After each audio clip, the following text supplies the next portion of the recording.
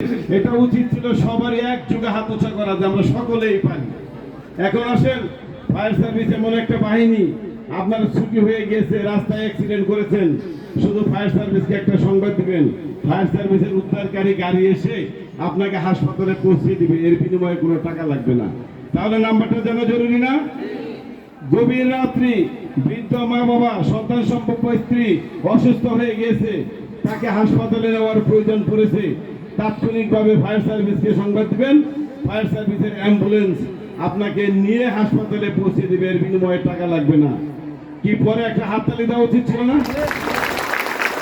সেই ডিপার্টমেন্টের নাম্বার আমরা জানি না, আমি আজকে বলে দিচ্ছি 102। জুড়ে সবাই একবার বলবেন, আমি বলার পরে যত দূরে পারেন। 102। আরেকবার আরো জুড়ে 102। Very good. আমি যে কথাগুলি আজকে বললাম আপনাদের কাজে লাগবে না? আমার কথাগুলি মানবেন সবাই? সবাই মানবেন? কে কে মানবেন না হাত উঁচা করুন তো। এই প্রচন্ড রৌদ্রের মধ্যে ক্লান্তিটা দূর করে দিলাম একটু হাসিয়ে। আমি আগেই বলেছিলাম আপনারা অনেক ভদ্র নম্র বিনয়ী, তার প্রমাণ আপনারা রেখেছেন এই প্রচন্ড রৌদ্রের মধ্যে ধৈর্য সহকারে আমার কথাগুলি শুনে।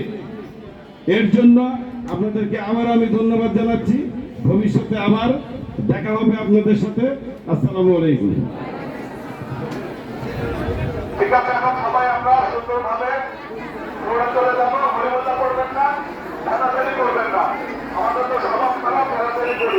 কেউ ধানাধানি করবেন না, সুন্দরভাবে চলে যাবেন। ধন্যবাদ।